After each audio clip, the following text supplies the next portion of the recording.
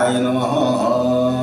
शुम्भुक चयन्तश्च कपिलो गजकर्णकः लम्बोदरश्च विकटो विघ्नासो विनायकः धूम्रकेतु गुणादित्यो भालचन्द्रगजाननम् एतानि द्वादशनामानि च पुटे चुनदि विद्यारम्भे विवाहे च प्रवेशे संवृदाम्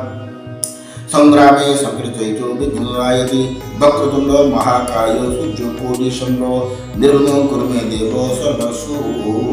सर्वदा। आमर हिंदू धर्म गणपति पूजा करवा आउ मनस्कामना पूर्ण करने आम गणपति पूजा करते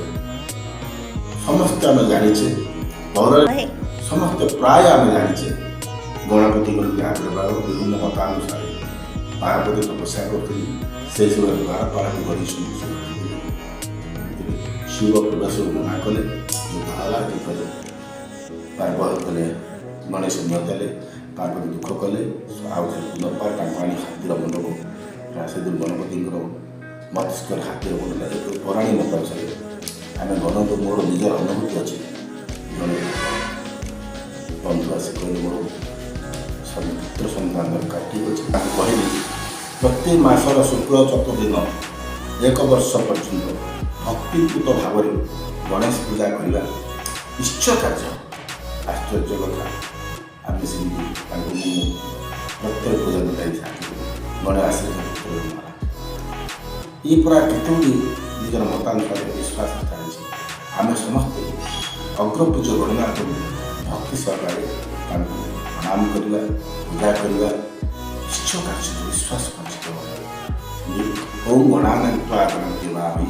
ज्ञानंता भावी ज्ञाता ध्यान ओम खर्वं स्थूलं तनो गजगरबद्धं लंबोदरं सुंदरं प्रस्यन् मदगन्धर्वं मधुप्रगन्धर्वं दंताघात विदारितारि रुधिरसुन्दरं वंदे हलातं सुन्दरं। गणपति को श्रेष्ठ स्थान बा अग्रपूजा गणना कराए गणपति प्रथम पूजा करे समस्त मनसा पूर्ण हो सत्य और विश्वास मोर मुझे हृदय अच्छे गोटे जड़े बंधु आसी मत कहले मोर झील दुईटी आ गणेश गोटे पुत्र सन्तान दरकार से कहली प्रत्येक मास शुक्ल पक्ष चतुर्थी गणेश को पूजा कराए एक वर्ष पर्यंत भक्तिपूजा पूजा कले पुत्र निश्चय विश्वास से मत साहय कले से मत साहय मागिले प्रत्येक दिन आम गणेश पूजा घर कलु एक वर्ष भितर आश्चर्य कथा गोटे पुत्र सन्तान जाता तार नाम गणेश दिगला से अनेक लोक कि लोक गणेश पूजा कर्म करी फल पाई विश्वास योग्य गणेश को आम शुक्ल भाद्रव मास शुक्ल पक्ष चतुर्थी पूजा करें ओम खर्वं स्थूलं तनो गजगरबद्धं लंबोदरं सुंदरं प्रस्यन् मदगन्धर्वं मधुप्रगन्धर्वं दंताघात विदारितारि रुधिरसुन्दरं वंदे सरितासुतं गणपतिं सिद्धकामं। यही मंत्र यही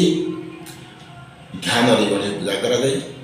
ओम गणानंता गणपति भावे प्रियांता प्रतिभावे सोम यही मंत्र गणपति पूजा कराए कार्य देव नमस्कार मो उत्तरतर उन्नति हम ग्रह मानकर